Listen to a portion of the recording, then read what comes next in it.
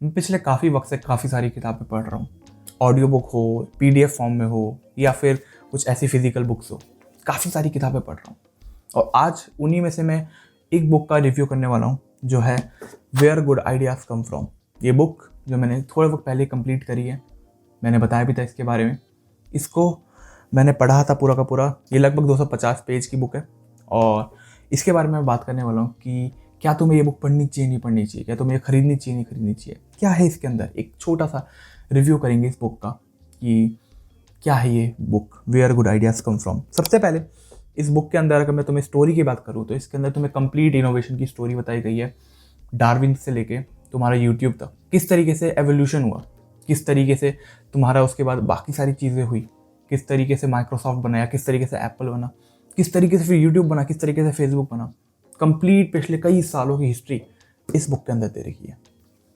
काफ़ी इंटरेस्टिंग हो सकता है जिन लोगों को हिस्ट्री के बारे में जानना पसंद है, जिनको इनोवेशन के बारे में जानना पसंद है, कुछ लोगों को टेक के बारे में या बायोलॉजी के बारे में। बायोलॉजी की भी काफ़ी सारी चीज़ें इसके अंदर, टेक से रिलेटेड भी काफ़ी सारी चीज़ें इसके अंदर।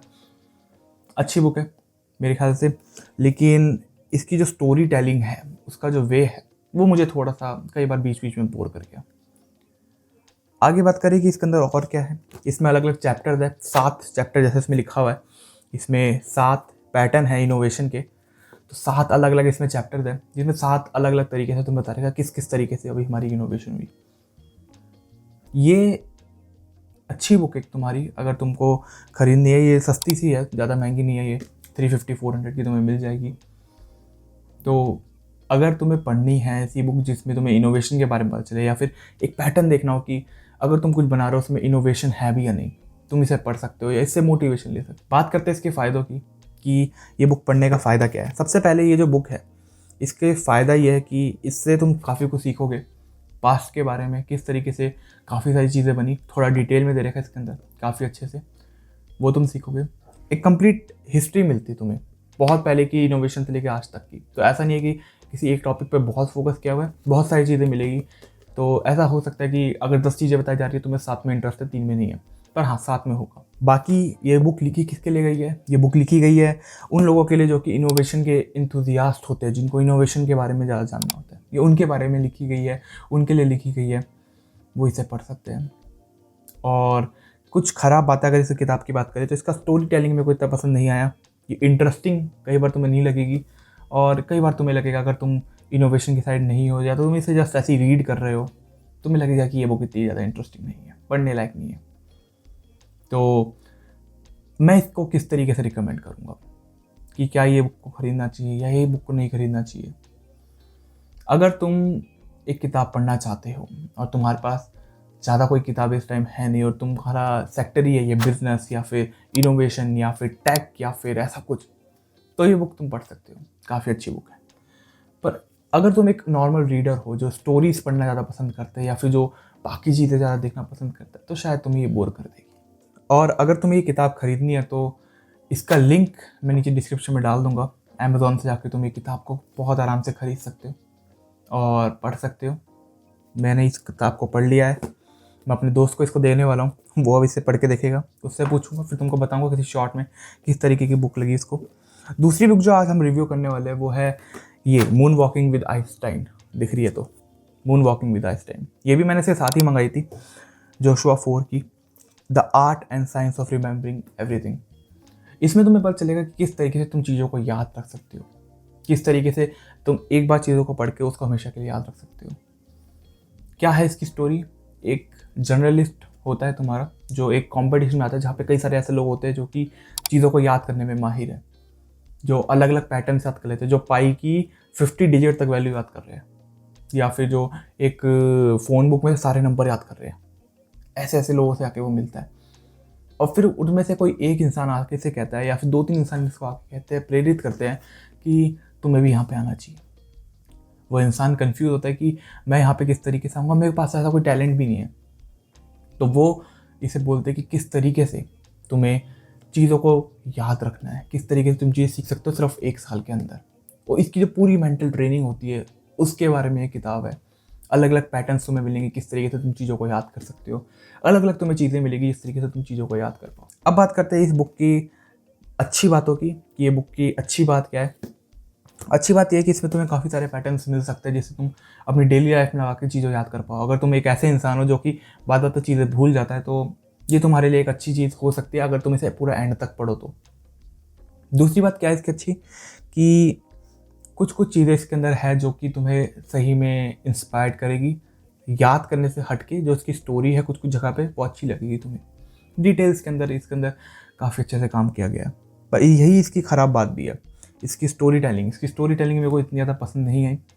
काफ़ी वक्त तक, लगभग ये 220-230 पन्नों की किताब है, तो काफ़ी वक्त तक तो मेरे को इंटरेस्टिंग नहीं लगी थी। लगभग 150-160 पेजेस तो मेरे को इंटरेस्ट नहीं आया था, एंड के कुछ पेजेस पे थोड़ा बहुत इंटरेस्ट आया।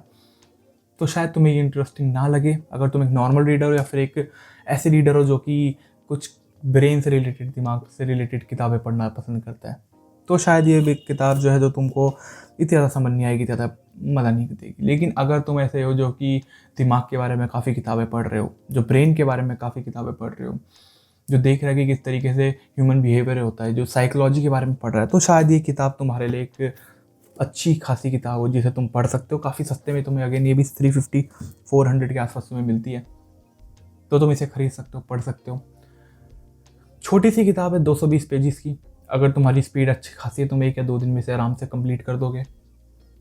अब बात करते हैं कि ये किताब तुम्हें कहाँ से मिलेगी। ये भी किताब तुम्हें अमेज़ॉन से मिलेगी, सेम इसका नीचे लिंक मैंने डाल रखा है, जाके देख सकते हो। और क्या मैं इसको रिकमेंड करूँगा या नहीं करूँगा, ये किताब जो है, ये किताब नॉर्मल किसी लोगों के लिए नहीं है, जो अच्छे लोग हैं शायद उनके लिए भी इतनी ज़्यादा नहीं है, तो मैं इतना ज़्यादा इसको रिकमेंड नहीं करूँगा। अगर तुम्हारे पास सही में किताबों की कमी है और तुम्हें सही में अपना टाइम कहीं पे लगाना है अच्छी जगह पे और किताब पढ़ के तुम अपना समय बिताना चाहते हो, तो ये एक अच्छी किताब हो सकती है। पर इसे एक ऐसी जगह पे तुम्हें पढ़ना पड़ेगा जहाँ पे शांति हो, जहाँ पे तुम इसको पूरे अच्छे से अच्छे कंसंट्रेशन के साथ इसे पढ़ पाओ।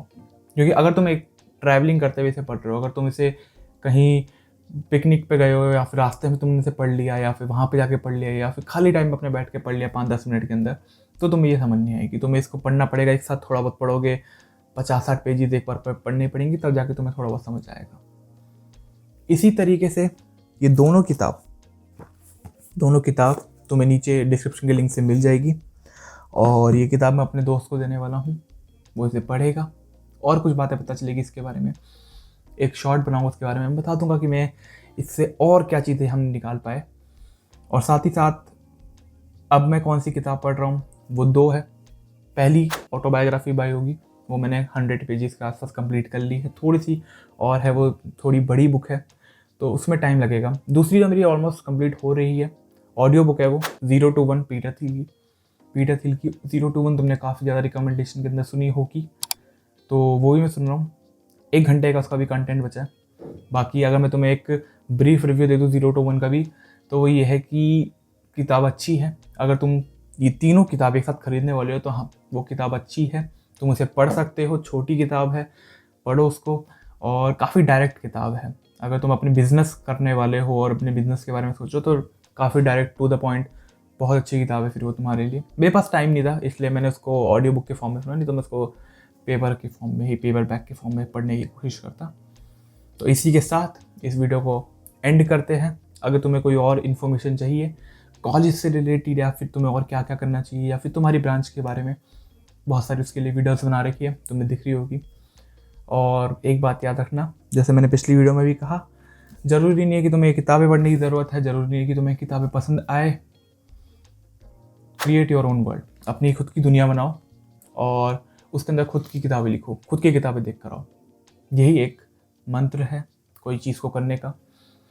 अपने दोस्तों को शेयर करो जो कुछ किताबें पढ़ना चाह रहे हैं या फिर ये किताब पढ़ रहे हैं या फिर ख़रीदने वाले हैं, और उन्हें बताओ कि ये किताब कैसी है।